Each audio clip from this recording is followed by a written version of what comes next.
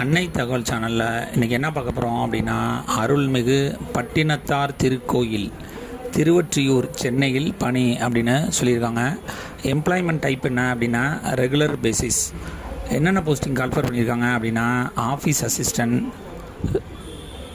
சுயம்பகி, watchman, garden post.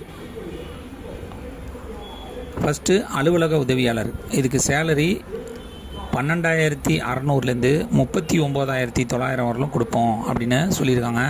காலி பணியிடங்கள் 1. தகுதி என்ன எதிர்பார்க்குறாங்க அப்படின்னா, 8ஆம் வகுப்பு அல்லது அரசால் அங்கீகரிக்கப்பட்ட அதற்கு இணையான படிப்பில் தேர்ச்சி பெற்றிருக்க வேண்டும் அப்படின்னு சொல்லியிருக்காங்க. செகண்டு சுயம்பாகி. சேலரி 13,200லேருந்து 41,800 வரலும் கொடுக்குறோம் அப்படின்னு சொல்லியிருக்காங்க.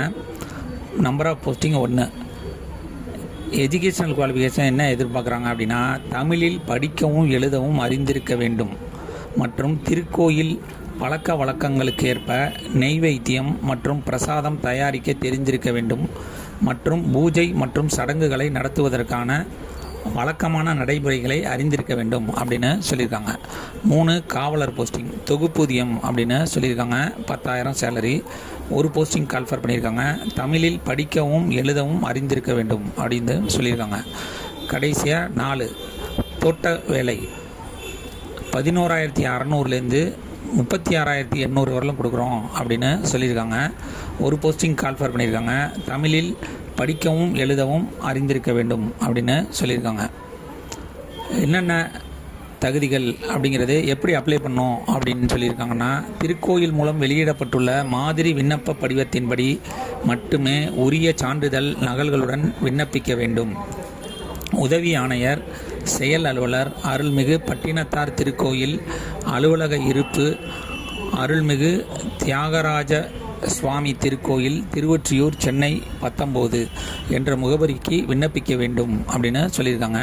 விண்ணப்ப படிவம் மற்றும் நிபந்தனைகள் திருக்கோயில் அலுவலகத்தில் அல்லது hrce.tn.gov.in என்ற இணையத்தில் பதிவிறக்கம் செய்து கொள்ளலாம்.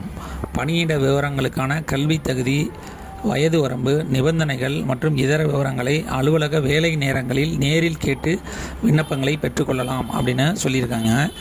விண்ணப்பதாரர் 1/7/2025 அன்று 18 வயது பூர்த்தி அடைந்தவராக இருக்க வேண்டும். 45 வயதுக்கு உட்பட்டவராகவும் இருக்க வேண்டும் அப்படின்னு சொல்லியிருக்காங்க. விண்ணப்பதாரர் தமிழில் நன்கு எழுத படிக்க தெரிந்திருக்க வேண்டும். மேலும் இந்து மதத்தை சார்ந்தவராகவும் இறை நம்பிக்கை உடையவராகவும் இருக்க வேண்டும் அப்படின்னு சொல்லியிருக்காங்க. விண்ணப்பத்துடன் கல்வி தகுதிக்குரிய சான்றிதழ்கள் மற்றும் பிற ஆவணங்களுக்கு சான்றிட்ட ஜெராக்ஸ் நகல் மட்டுமே அனுப்பப்பட வேண்டும். அசல் சான்றிதழ் எக்காரணத்தை முன்னிட்டும் அனுப்பக்கூடாது. அசல் சான்றிதழ் நேர்முக தேர்வின் போது சமர்ப்பிக்க வேண்டும் அப்படின்னு சொல்லியிருக்காங்க.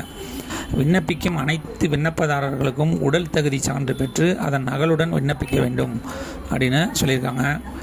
பூர்த்தி செய்யப்பட்ட விண்ணப்பங்கள் பதிவு தபாலில் ஒப்புதல் அட்டையுடன் மட்டுமே அனுப்ப வேண்டும். நிர்ணயிக்கப்பட்ட கடைசி நாளுக்கு பின்னர் வரப்பெறும் விண்ணப்பங்கள் பரிசீலிக்கப்பட மாட்டாது. மேலும் தகுதியான விண்ணப்பங்கள் மட்டுமே பரிசீலனைக்கு ஏற்றுக்கொள்ளப்படும் அப்படின்னு சொல்லியிருக்காங்க. திருக்கோயில் அலுவலகத்தில் அல்லது hrce.tn.gov.in என்ற இணையதளத்தில் பதிவிறக்கம் செய்து கொள்ளலாம். பூர்த்தி செய்யப்பட்ட விண்ணப்பங்கள் உதவி ஆணையர், செயற் அலுவலர், அருள்மிகு பட்டினத்தார் திருக்கோயில் அலுவலக இருப்பு, அருள்மிகு தியாகராஜ சுவாமி திருக்கோயில் திருவொற்றியூர் சென்னை 19 என்ற தெளிவாக குறிப்பிட்டு விண்ணப்பிக்க வேண்டும். பூர்த்தி செய்யப்பட்ட விண்ணப்பங்கள் வந்து சேர வேண்டிய கடைசி நாள் 25/10/2025 மாலை 5:45 வரை மட்டுமே பெற்றுக்கொள்ளப்படும். அதன் பின்னர் வரப்படும் விண்ணப்பங்கள் ஏற்றுக்கொள்ளப்பட மாட்டாது அப்படின்னு சொல்லியிருக்காங்க. இந்த எக்ஸாமுக்கு விண்ணப்பிக்கிறவங்க அப்ளிகேஷன் ஃபார்ம் டிஸ்கிரிப்ஷனில் கொடுத்துருக்கேன். அந்த அப்ளிகேஷன் ஃபார்மை டவுன்லோட் பண்ணி அவங்க என்னென்ன எஜுகேஷனல் சர்டிஃபிகேட் கேட்டிருக்காங்களோ மற்றும் பிற தகுதிகள் முன் அனுபவம் இருந்துச்சு அப்படின்னா அந்த எல்லா சர்டிஃபிகேட்டும் ஜெராக்ஸ் காப்பி வைக்க சொல்லியிருக்காங்க.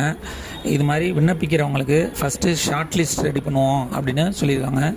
அந்த ஷார்ட் லிஸ்ட்டில் செலக்ட் ஆகிறவங்களுக்கு டைரக்ட் இன்டர்வியூ மூலயமா தேர்ந்தெடுப்போம் அப்படின்னு சொல்லியிருக்காங்க. டிஸ்கிரிப்ஷனில் லிங்க் கொடுத்துருக்கேன். விண்ணப்பித்து வெற்றி பெற்று பணியில் சேருக. நன்றி, வணக்கம்.